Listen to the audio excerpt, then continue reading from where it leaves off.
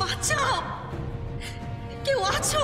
দয়া করে বাঁচাও, বাঁচাও আমাকে। কেউ কি শুনতে পাচ্ছ? বাঁচাও, বাঁচাও, কেউ কি আছো? শিগগির এসো, বাঁচাও, দয়া করে বাঁচাও, বাঁচাও, বাঁচাও। কে কোথায় আছো? বাঁচাও আমাকে, রক্ষা করো, বাঁচাও।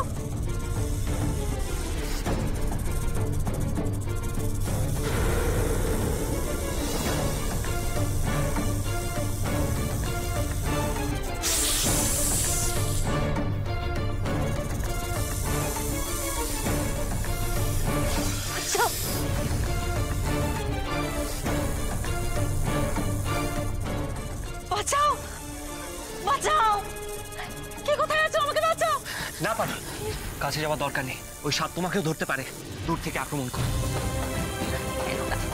মেরো না আমাকে, আমাকে মেরো না, মেরো না আমাকে, দয়া করো, মেরো না আমাকে, বাঁচাও, বাঁচাও।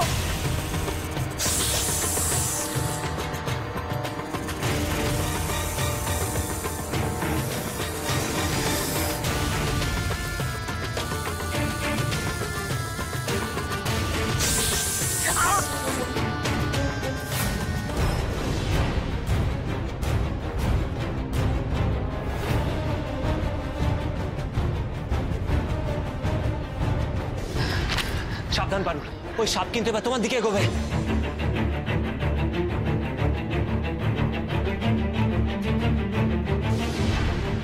পারুল!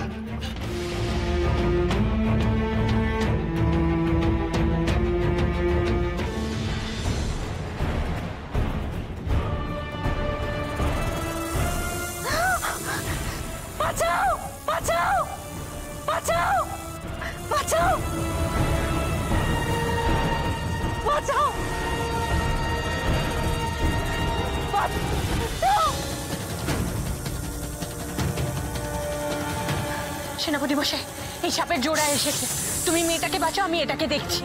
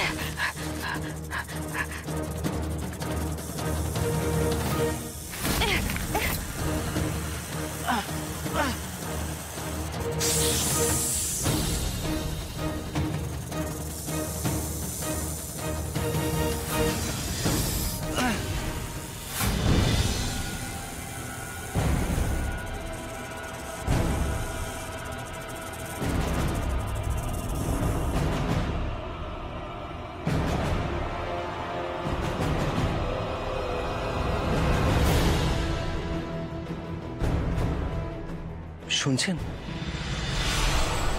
আপনি কি আমরা জানি না এত রাতে এই জঙ্গলে কি করছিলেন। আপনি আপনি আমার হাতটা ধরে উঠে দাঁড়ান।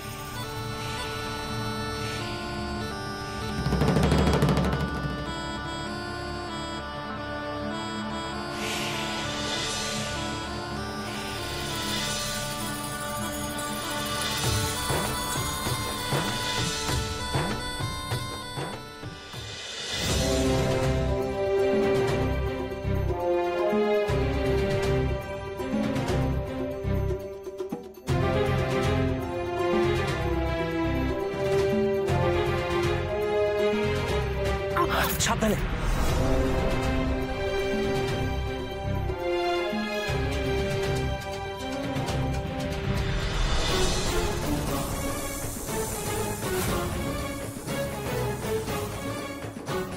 এ তো এত দুর্বল আর ভীত হয়ে পড়েছে যে হাতই তুলতে পারছে না। নিচে থেকে উঠে দাঁড়াবে কি করে?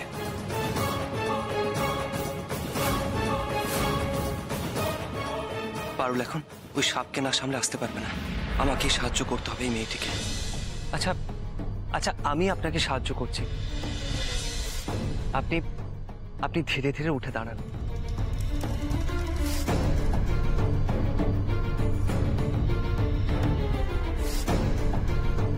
সাবধানে, আস্তে।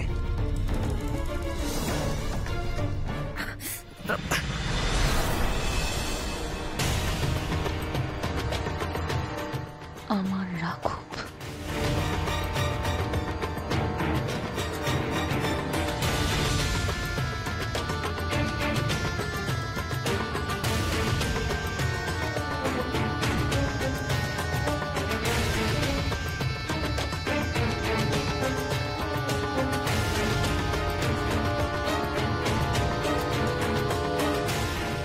কতদিন পর তোমাকে এভাবে কাছে পেলাম রাঘবেন্দ্র। সারা জীবন আমি তোমাকে এইভাবেই জড়িয়ে থাকব, আর কেউ আমাদের আলাদা করতে পারবে না, কেউ না।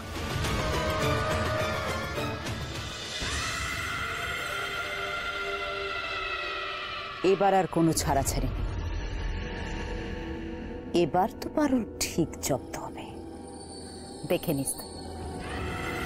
তুমি এত নিশ্চিন্ত হচ্ছ কি করে? ওই মেয়ে সাংঘাতিক মেয়ে, ও পারে না এমন কোনো অসম্ভব কাজ নেই। ও যেমনি বুদ্ধিমান তেমনি সাহসী।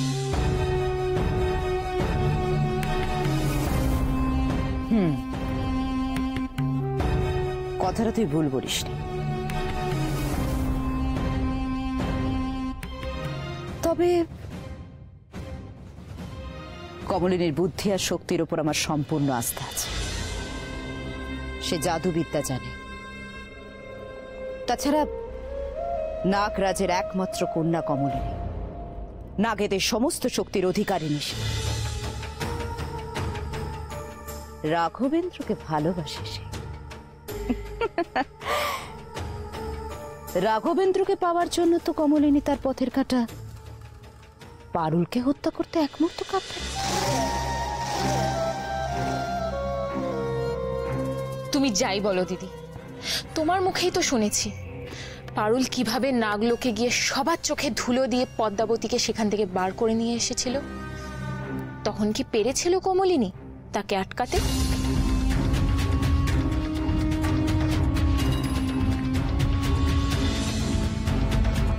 সন্দেহ যখন তোর মনে উকি দিয়েছে, তাহলে তো একবার দেখতেই হয় পারুল কি করছে। পারুল কি করছে এটা যদি জানতে পারি, তাহলে তার সঙ্গে সঙ্গে এটাও জানা যাবে কমলিনী তার অভীষ্ট সাধনের পথে ঠিক কতটা এগিয়েছে। সেই ভালো দিদি, আরেকবার দেখেই না।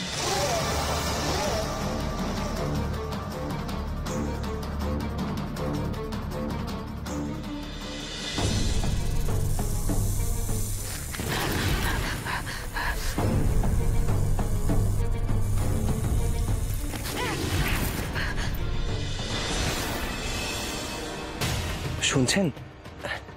আপনি আপনি একটু সোজা হয়ে উঠে দাঁড়াবার চেষ্টা করুন। আমি আমি আপনাকে ধরে আছি তো, আপনি আপনি ভয় পাবেন না, উঠুন।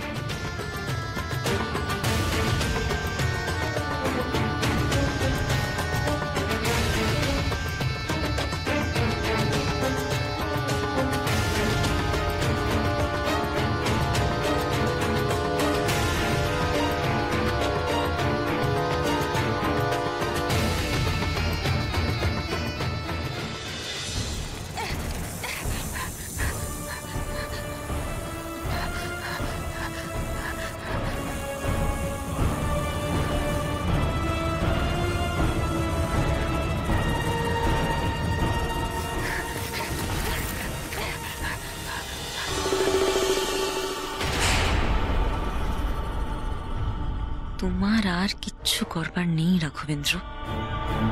একবার যখন আমার চোখে চোখ রেখেছ, তুমি ফেঁসেছ।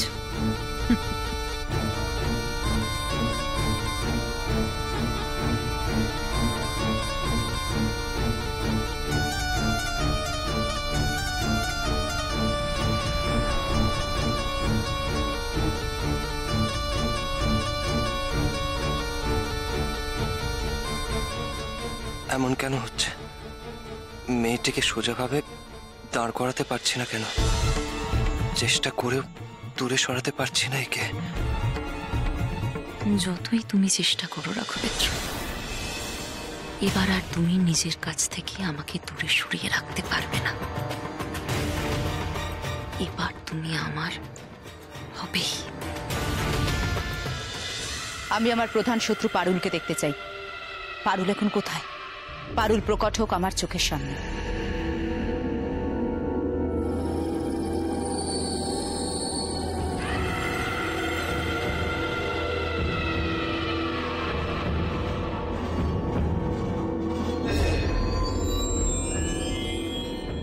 কি দেখছো দিদি? কি হয়েছে আমাকেও বলো। গাছপালা ছাড়া তো কিছুই দেখতে পাচ্ছি না। পারুল, পারুল কোথায়? আমি পারুলকে দেখতে চাই। পারুল স্পষ্টভাবে প্রকট হোক আমার চোখের সামনে।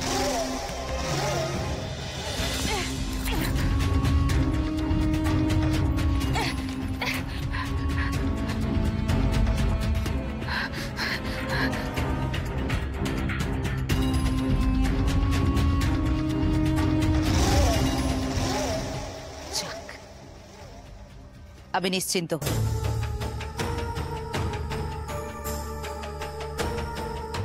আমি চোখে দেখতে না পেলেও এটুকু বুঝতে পারলাম যে কমলিনী সেখানে পৌঁছে গেছে।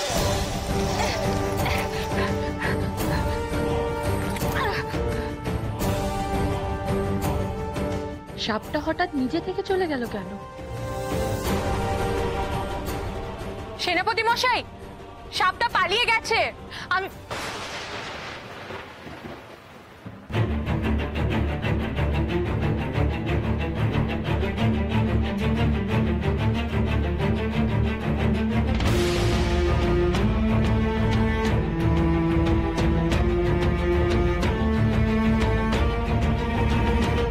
সেনাপতি মশাই,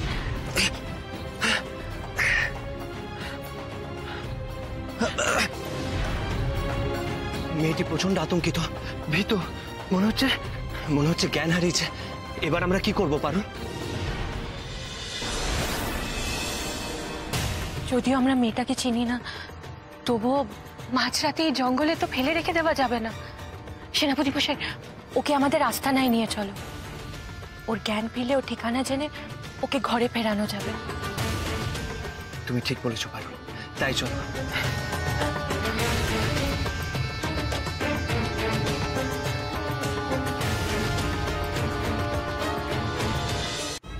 তুমি কমলিনীকে না দেখতে পেয়েও এত নিশ্চিত হচ্ছ কি করে দিদি? আর মেনে নিলাম যে তোমার অনুমান ঠিক, কমলিনী সেখানে পৌঁছেও গেছে, ভালো কথা। কিন্তু সে যে পারুলের কাছে পরাজিত হয়ে ফিরে আসবে না, তার নিশ্চয়তা কোথায়? তুই খালি কথায় কথায় খুঁত ধরিস না তো কমলিনীর। কমলিনী যথেষ্ট পরিৎকর্মা মেয়ে।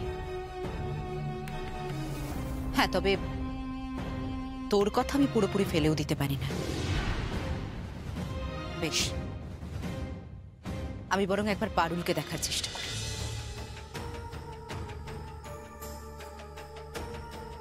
আমি আমার শত্রু পারুলকে দেখতে চাই, পারুলের অবস্থান জানতে চাই, পারুলের ছবি স্পষ্ট হোক আমার চোখের সামনে।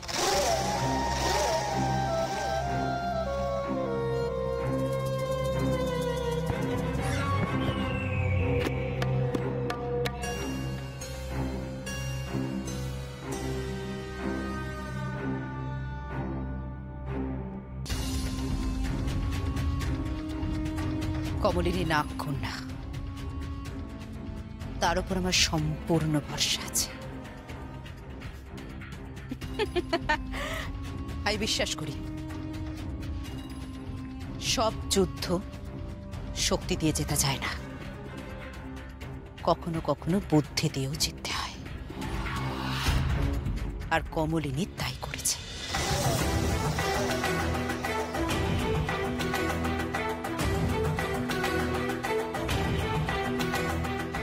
কি রে, কোথায় গিয়েছিলি তোরা? আর এই মেয়েটি কে? এই মেয়েটিকে আমরা চিনি না মা। সে কি, ওর পরিচয়ও জানিস না? মা, সাপ ওকে গিলতে এসেছিল, সাপের হাত থেকে আমরা ওকে বাঁচিয়েছি, তারপর জ্ঞান হারিয়েছে, তাই ওর পরিচয় জানা হয়নি। ঠিক আছে, আমি ওর চোখে মুখে একটু জল ছিটিয়ে দিই, ঠিক জ্ঞান ফিরে আসবে।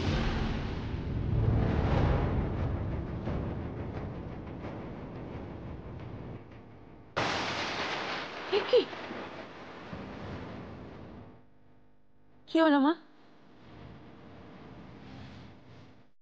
কে এই মেয়ে? মানুষের শরীর তো এমন ঠান্ডা হয় না।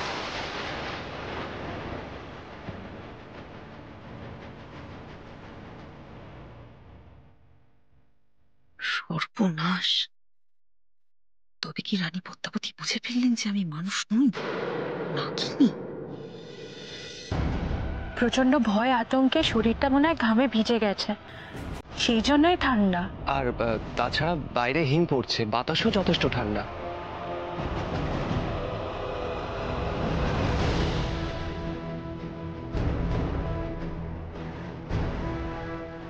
কই, তোমরাও তো বাইরে ছিলে, পারুলের গা তো তেমন ঠান্ডা নয়।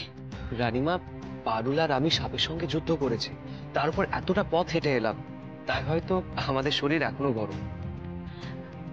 ওর জ্ঞান ফেরাতে হবে, আমি জল নিয়ে আসি। রাঘব আর পারুল যাই বলুক, আমার এই মেয়েটিকে মোটেই সুবিধের মনে হচ্ছে না। একে নজরে রাখতে হবে।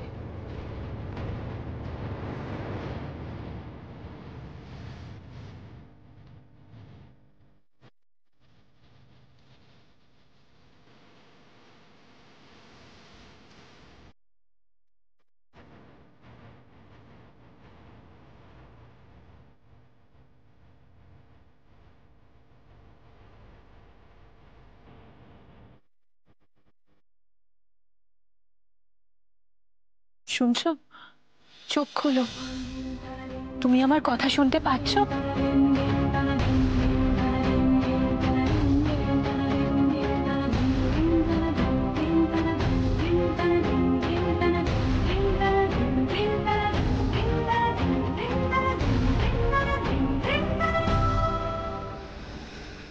আমি কোথায়?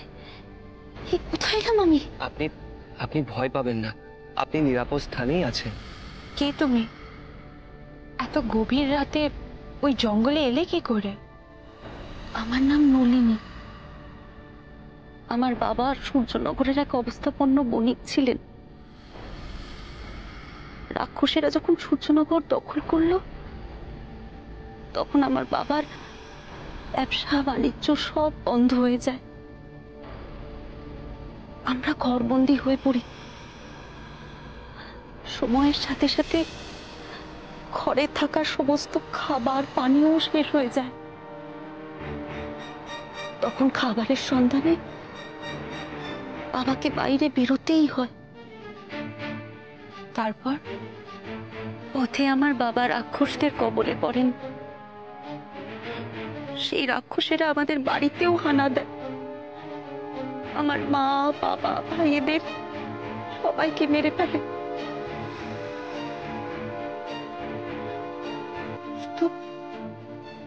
শুধু এক চক্ষু রাক্ষসের আমাকে পছন্দ হয় বলে আমাকে বাঁচিয়ে রাখে। তারপর তারপর কি হলো? সেই এক চক্ষু রাক্ষস আমাকে বিয়ে করতে চায়, আর বিয়ে করার জন্য তার কাঁধে চাপিয়ে রাক্ষস পুরোহিতের কাছে আমাকে নিয়ে যাচ্ছিল।